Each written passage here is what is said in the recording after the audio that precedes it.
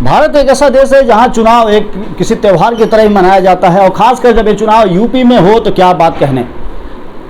चाहे वो फिर लोकसभा चुनाव हो, राज्यसभा चुनाव हो या फिर किसी सोसाइटी का चुनाव हो, माहौल हमेशा गर्म रहता है। ऐसे में उत्तर प्रदेश सचिवालय में पिछले 11 वर्षों के बाद अब चुनाव होने वाला है। कई सारे दिग्गज प्रत्याशी मैदान में हैं। तो ऐसे ही एक प्रत्याशी आज हमारे साथ मौजूद हैं, उनसे हम बात करेंगे कि आखिर किस वजह से, किन मुद्दों को लेकर चुनाव होता है और कितने सालों बाद चुनाव होता है। 11 साल बाद चुनाव हो रहा है, इसका क्या वजह रहा है, इनके मुद्दे क्या हैं, बहुत सारी बातें, सारी बात करेंगे। उससे पहले आप सभी को नमस्कार, सत श्री अकाल, सलाम। मैं हूं अमरीश श्रीवास्तव और आप देख रहे हैं नेटवर्क 24। स्वागत आप सभी का खास कार्यक्रम स्पेशल रिपोर्ट में।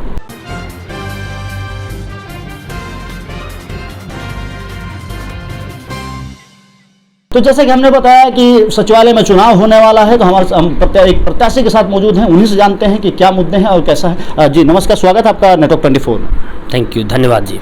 सबसे पहले अपना नाम बता दीजिए और किस पद पे हैं और किस चीज़ का चुनाव आप लड़ने जा रहे हैं। मैं मुकेश प्रधान हूँ और सचिवालय में समीक्षा अधिकारी के पद पर तैनात हूँ और सचिवालय संघ का चुनाव हो रहा है, उसमें मैं अध्यक्ष पद का प्रत्याशी हूँ, जिसमें मेरा क्रमांक 6 है। अच्छा, बताया जा रहा है कि ये पिछले 11 सालों से चुनाव नहीं हुआ, 11 सालों बाद ये चुनाव हो रहा है। ऐसा क्या रीज़न रहा और कितने सालों में चुनाव होता था पहले से? एक्चुअली हम इससे पहले जो वर्तमान अध्यक्ष हैं यादवेंद्र मिश्रा सर, वो पिछले महीने कह सकते हैं कि अपनी अध्यक्षता वायु पूरी करके सेवानिवृत्त हुए हैं और 11 सालों से चुनाव नहीं हो पाया। तो कहीं ना कहीं हमारे संघ की असफलता थी। जो चुनाव हर 2 साल के बाद हो जाना चाहिए, लेकिन नहीं हो पाया, किन्हीं परिस्थितियों बस नहीं हो पाया। बीच में कोरोना काल चला, उससे पहले और भी सारी चीज़ें थी। तो हमें लगता है कि उस बात पे न जाया जाए कि क्यों नहीं हो पाया। अब इस बात पे चलें कि हाँ, ये चुनाव होने जा रहा है, क्योंकि हमारा प्रदेश बहुत बड़ा प्रदेश है और पूरे भारत देश में ये जनसंख्या के हिसाब से पहले स्थान पे आता है। तो यहाँ कर्मचारियों की डिमांड, कर्मचारियों की विश्वसनीयता, कर्मचारियों की समस्याएं इत्यादि को सरकार के सामने उठाने के लिए हमारा एक संघ है जो सचिवालय संघ के रूप में जाना जाता है। और सचिवालय संघ कर्मचारी हितों के लिए सबसे बड़ा संगठन है, प्रदेश का सबसे बड़ा संगठन है। तो इसका महत्व और इसकी तार्किकता, सार्वभौमिकता सारी कुछ महत्वपूर्ण है। इसमें वोट कौन कौन कर सकते हैं, किस कैटेगरी के लोग कर सकते हैं, उसके कुछ नियम्स क्या होते हैं, ये सारी चीज़ें? देखिए, सचिवालय संघ में जो हम आते हैं, आपको बता दें, सचिवालय संघ जो है एक सचिवालय परिवार का हिस्सा है। और जैसा कि आपने प्रश्न किया, इसमें वोट कौन कौन दे सकते हैं, तो वोट हमारे यहाँ कंप्यूटर सहायक दे सकते हैं, सहायक समीक्षा अधिकारी दे सकते हैं, समीक्षा अधिकारी दे सकते हैं, अनुभाग अधिकारी दे सकते हैं, अनुसचिव दे सकते हैं, उप सचिव दे सकते हैं, संयुक्त सचिव दे सकते हैं और सचिवालय सेवा के विशेष सचिव दे सकते हैं। जो सचिवालय सेवा के से चयनित हैं, वो विशेष सचिव यहाँ की वोटिंग में प्रतिभाग करते हैं। एक जो सबसे महत्वपूर्ण सवाल है, क्या मुद्दे हैं जिसको लेकर आपका जो है एजेंडा क्या है, किस पर आप चुनाव लड़ने?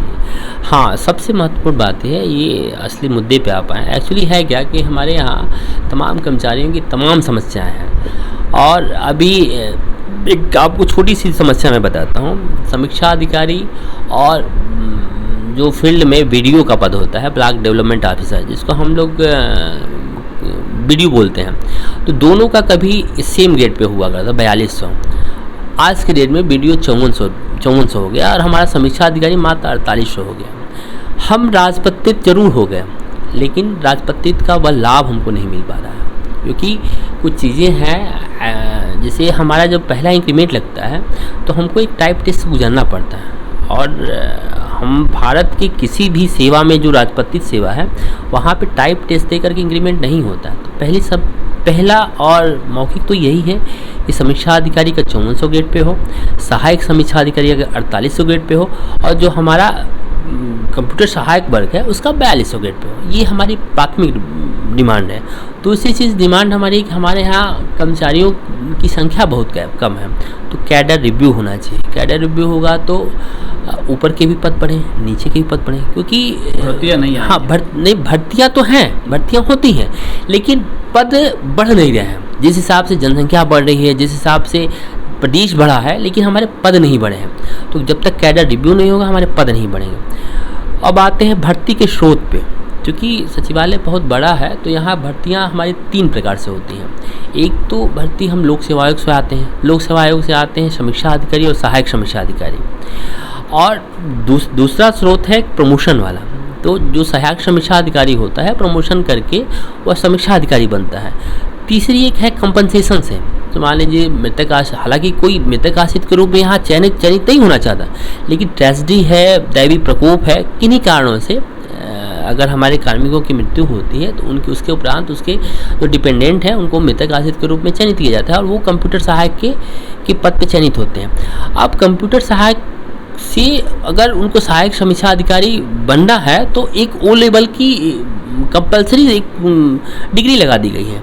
अब आप समझ सकते हैं कि जो व्यक्ति दिन भर यहाँ सचिवालय में काम करता है, टाइप करता है, और वो ओ लेवल जैसा कठिन परीक्षा कैसे पास करके आएगा। खासकर हमें लगता है मृतक आश्रित में भी, क्योंकि वो असमय मृत्यु हुई है तो फिर उसको टाइम भी नहीं मिल पाता हो। जी, मतलब उसका परिवार सफ़र कर रहा होता, उसको आप एक ओ लेवल जैसा कठिन चीज़ लगा दो, हमें उचित नहीं लगता। हमें मानना है कि ओ लेवल के समकक्ष कोई डिग्री लगा दो कि इसके साथ साथ ये भी डिग्री हो तो ये प्रमोशन कर सकता है। तीसरी चीज़ हमारा है एक अनुसेवक संवर्ग हो, से भी लोग प्रमोट करते हैं, उसमें 50% रिजर्वेशन है।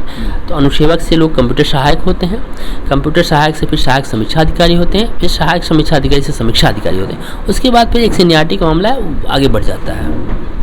अच्छा, ये चुनाव कब है और आप जो आपके जो वोटर्स हैं उनके लिए आप क्या बोलना चाहेंगे? हाँ, ये चुनाव हमारा 12 जुलाई को होने जा रहा है और ये एक अच्छा मौका है खासतौर से यूथ के लिए, क्योंकि पिछले 11 सालों से हम लोगों ने देखा कि किस प्रकार से कर्मचारियों की समस्याओं को नज़रअंदाज किया गया। और बहुत छोटी छोटी डिमांड, जैसे हम राजपत्रित हैं, हम अगर किसी एक्सप्रेसवे पे जाते हैं टोल टैक्स के रूप में एक बहुत बड़ी धनराशि ले ली जाती है हम लोगों से, तो ये बंद होना चाहिए। अगर हम राजपत्रित हैं तो राजपत्रित को वो सुविधाएं मिलनी चाहिए। दूसरी चीज़, जैसे हम तमाम कॉलोनियों से आते हैं, हमारे लिए मेट्रो सेवा फ्री हो जाए, हमारे लिए एक रोडवेज बसें चला दी जाए। दूसरी जो हमारी प्रतिष्ठा को इंगित करता हो, हमारे चेयर्स पे तौलिया इत्यादि रख लिए जाए ताकि हम लगे कि हम राजपत्रित हैं।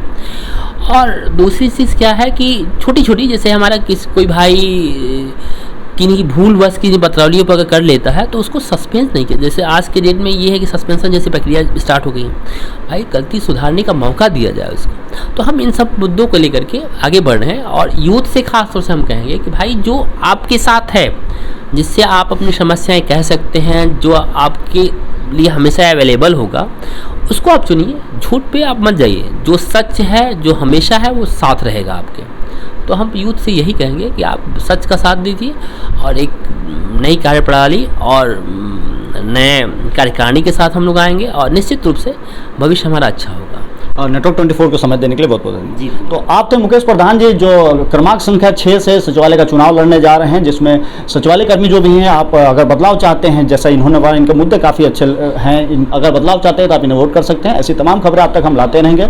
अपना प्यार और आशीर्वाद देने के लिए हमारे चैनल को सब्सक्राइब करें। देश दुनिया प्रदेश की सारी खबरें पढ़ने के लिए लॉग इन करें हमारे वेब पोर्टल www.network24news.com या फिर www.network24news.in।